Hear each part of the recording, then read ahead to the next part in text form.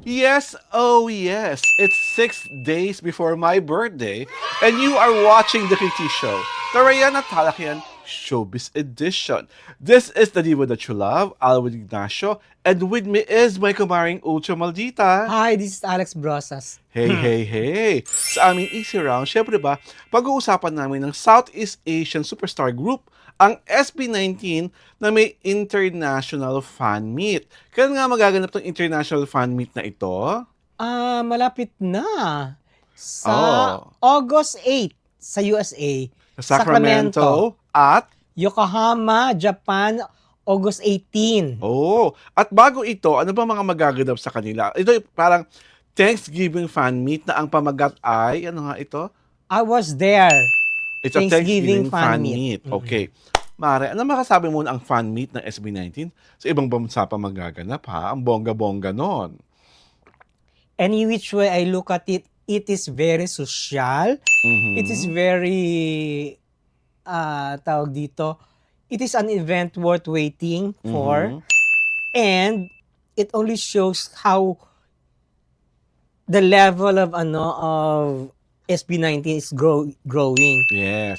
The popularity has already become very immense. Mm-mm. At talagang, it's not every day that you actually hear a Filipino artist na ang fan meet sa ibang bansa.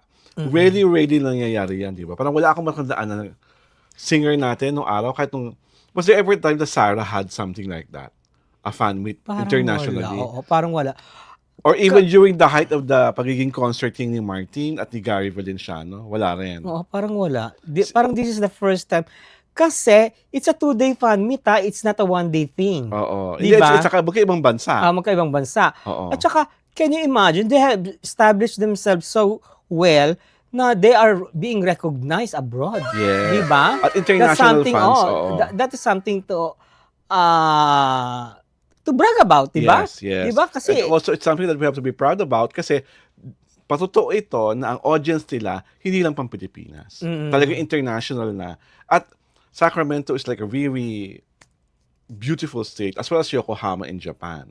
Oo. At yung dalawang lugar na yun, maraming Philippine communities. At of course, marami ring foreigner casuals na tiyak na manonood at pupunta. oo.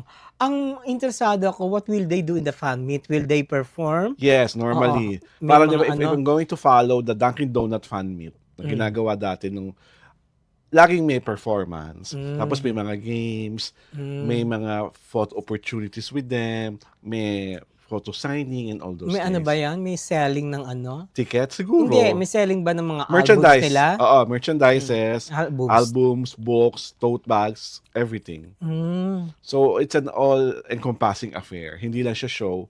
Oo. Pag uwi mo, pwede kang bumili ng mga merch. And it's all for the fans talaga All na for the front store.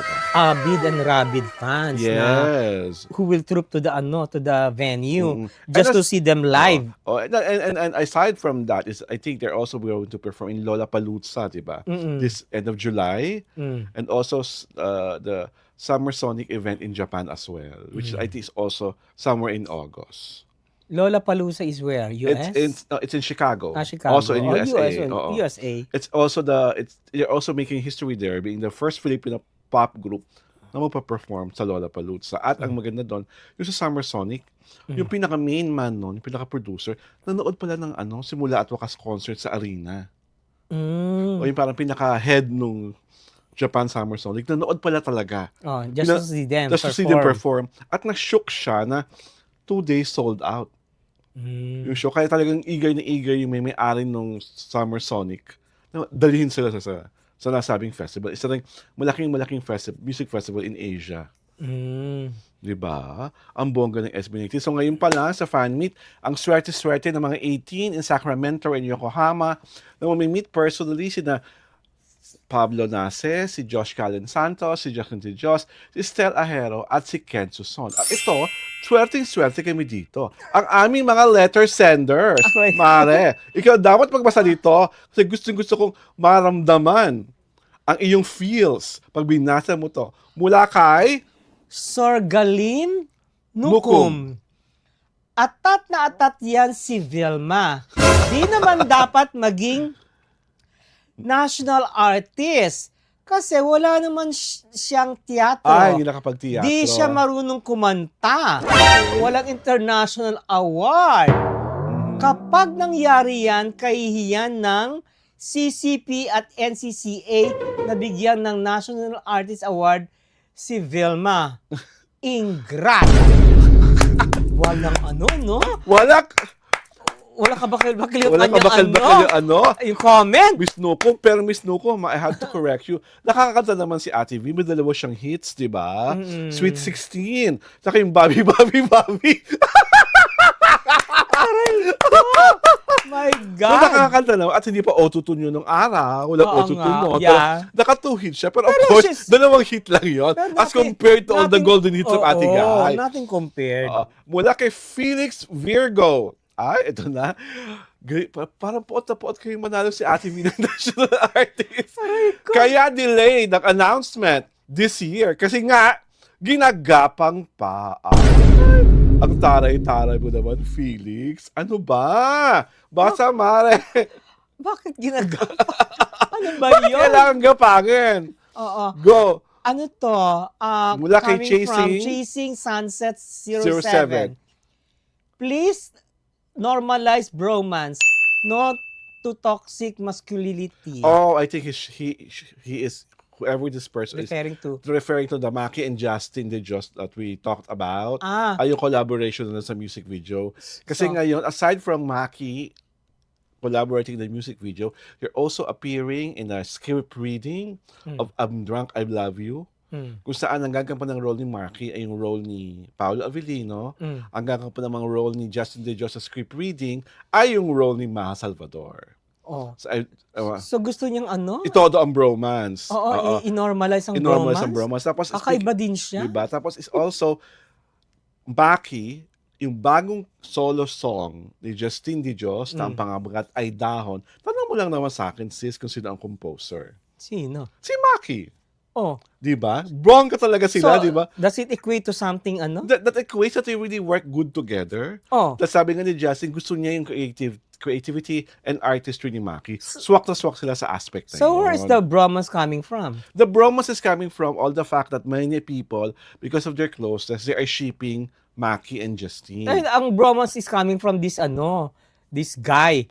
This Yun person. yung mentality niya ng bromance. Oo. Oo. Ay, ako, wala namang masama kung may bromance. Kasi ang bromance naman is a relationship between two men na platonic. That's the definition of what a bromance is. May popular bromance before, di ba? Yung yung siniship mo ng gumawa ng BL. Sino? Ay, may pagkaluka-luka naman ito. Very short memory. Yung kapatid ni Mikael Daes. Oo, si Emilio Daes. At saka si Michael Saiger. yun, di ba? Na walang nangyari. Kasi di ba nga nila pinursu? Di ba? Ang dami namang bromance. Before the term bromance was even coined, may bromance si Billy Crawford at si Luis Manzano, di ba? May bromance si Jano Gibbs, saka si Ogie Alcacid, di ba?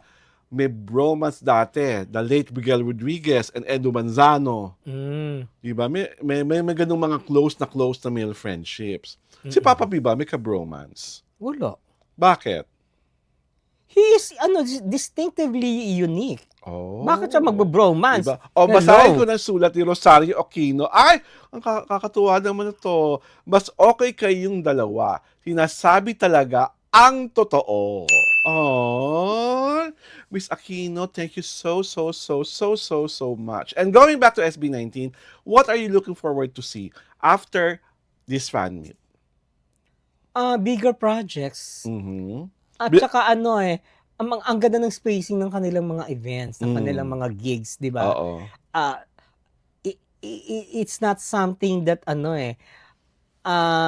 you look forward to na gagawin nila. Oo. Parang surprise everything, di ba? Saka alam mong pinag-isipan, alam mong pinag-aralan, hindi minamadali, Oo, hindi tsaka, tira lang ng tira. It's not a repetition of what they have done before. Yes. Di ba? Always Yun ang maganda new. doon Oo. Always. They offer something new and yun ay isang pagpapahalaga hindi lang sa kanilang art, kundi lang sa kanilang audience.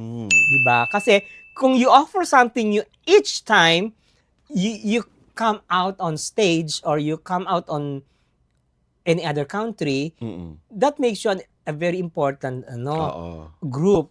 Di ba? Eto, Kasi you offer you offer something new. Before we even close this segment, may mga 18 na nagtatanong sa akin, sino raw ang bias mo sa SB19? Stel. Estel Ahero. Ako po Oo. naman syempre, ang pambansang gwapo ng Pilipinas, si Ken Suson. Ito po si Alwin Ignacio, ang diva that you love. Kasama ko ang aking kumaring Ultra Maldita. Hi, this is Alex At Brosas. ito pong pinapanood ng Sabado edisyon ng The TT Show. Tarayan at Talakayan Showbiz Edition.